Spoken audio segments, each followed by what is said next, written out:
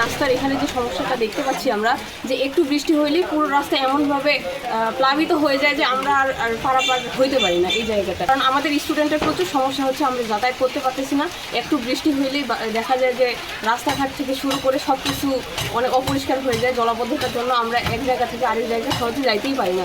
তো আমি চাবো সবার পক্ষ থেকে, আমাদের সবারই এইটা সমস্যা যেহেতু হচ্ছে, যে যেন হচ্ছে পানি নিষ্কাশনের এই যে ব্যবস্থাটা, এটা খুব তাড়াতাড়ি ওনারা পদক্ষেপ নিয়ে সমাধান করে বিষয়টা। যে 1.5 বছর ধরে এই জায়গায় আছে, যেখানে বৃষ্টি হয়ে প্রায় জায়গাটা ফ্লাড হয়ে থাকে।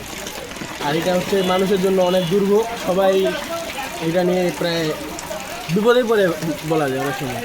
তো কালকে রাতে এখানে প্রায় 1 ফিট পানি। আজকে এই যে সাধারণ জনগণ কিছু কাজ করে পানিটা বের করা গেছে। এই রাস্তা দিয়ে অল্প একটু বৃষ্টি হলে যাওয়ার মতো কোনো অবস্থা থাকে না, ওই দিক দিয়ে নদীর পাড় দিয়ে ঘুরে যাইতে হয়। যে পানিটা হচ্ছে সবচেয়ে বড় সমস্যা, যেটা আমাদের যে রোডের 2 সাইডে যে ঘর বাড়িগুলো হয়েছে, যে বিল্ডিংগুলো হয়েছে, এরা একটুকু জায়গা ছাড়ে নেই। আমার পিছনে এখানে যে জলাবদ্ধতা দেখা যাচ্ছে, কয়েক ঘন্টা আগেও এখানে আসলে প্রায় 1 হাঁটু পরিমাণ পানি ছিল।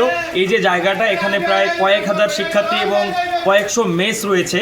সেই শিক্ষার্থীরা, বেগম রোকেয়া বিশ্ববিদ্যালয়ের যে শিক্ষার্থীরা, তারা কিন্তু তাদের এই যে সকালবেলা তাদের যে পরীক্ষা, 1 হাঁটু পানি ডিঙিয়ে আসলে তাদের পরীক্ষা দিতে যাওয়া, এত লম্বা একটা জায়গায় জলাবদ্ধতা। তো এইখানে জলাবদ্ধতার কারণ খুঁজতে গিয়ে আমরা যেটা দেখেছি যে এলাকার দু একজনের আসলে কৃত্রিমভাবেও আসলে তাদের যে চেম্বার বন্ধ করে রাখা, কিন্তু সেই চেম্বার বন্ধ করে রাখা ছাড়াও আমরা খেয়াল করেছি যে ওই একটা চেম্বার আসলে যথেষ্ট নয়। এত লম্বা একটা এরিয়াতে জাস্ট একটা চেম্বার থেকে আসলে সেই চেম্বারটা দিয়ে পানি নেমে যাবে, এটা সম্ভব নয়। এখানে আসলে জলাবদ্ধতা দূর করার জন্য যে জিনিসটা দরকার, সেটা হচ্ছে এখানে একটা ড্রেনেজ যে ব্যবস্থা, সেটা এখানে করা দরকার। আর যেহেতু হচ্ছে 2 পাশে রাস্তারও একটু সংকুলান রয়েছে, সেই জায়গা থেকে একটা চিকন হইলেও সেই ড্রেনেজ ব্যবস্থাটা করা দরকার। সেটি ছাড়াও সেটি যদি একটু দীর্ঘসূত্রিতার ব্যাপার হয়, তাহলে আসলে সিটি কর্পোরেশন চাইলে এখানে বেশ কয়েকটা আপনার যে চেম্বার, সেটি করলেও আপাতত যে জলাবদ্ধতা সেটি নিরসন করা সম্ভব। আমরা বর্তমান সিটি কর্পোরেশনের যে আমাদের দায়িত্বশীল রয়েছেন বিভাগীয় কমিশনার স্যার, তারও দৃষ্টি আকর্ষণ করব। আমরা যথাযথ কর্তৃপক্ষের সাথে কথা বলে অতি দ্রুত এই যে জলাবদ্ধতা, সেই জলাবদ্ধতা নিরসনের জন্য যে পদক্ষেপ গ্রহণ করা দরকার, আমরা সেই পদক্ষেপ গ্রহণ করব। এবং সেই সাথে সাথে এলাকাবাসীর প্রতি আহ্বান থাকবে, তাদের জায়গা থেকে এই সমস্যা সমাধানে তারা যেন নিজেরাই সমস্যা হয়ে না দাঁড়ায় এবং তারা তাদের জায়গা থেকে যেন সহযোগিতা করে। আর এই শিক্ষার্থী সহ এই এলাকার মানুষের যে দুর্ভোগ, সেই দুর্ভোগ অচিরেই যেন লাঘব হয়, সেটির জন্য আমরা সর্বোত্তম চেষ্টা করব। এটা অনেক দুর্ভোগ মানুষের জন্য।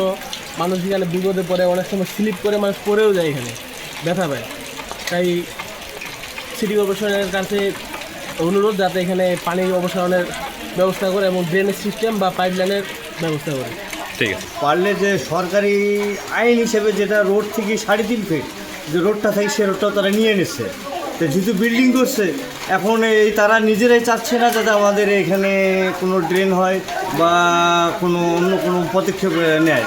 তাই এরা যদি কেউ নিতে চায়, তারা ওখানে বাধা দেয় এবং তাদের আরও টাকা পয়সা দিয়ে ওখানে আটকে রাখে যাতে এই কাজটা না হয়। আর এখানে এই সর্দার পাড়ায় বলতে গেলে 30 থেকে 40 হাজার লোকজন এখানে সমকাম সময় হাঁটা প্রায়। আপনি যদি রাত 3টের সময় আসেন, ওই মোড়ে নিম্ন 500 লোক দেখতে পারবে, যে এই ছাত্র জনগণ সবাই। কিন্তু এই এলাকার যারা রাস্তার সাইডে ঘর বাড়ি করছে, তাদের কারণেই এই সমস্যাটা আমরা ভোগ করতেছি।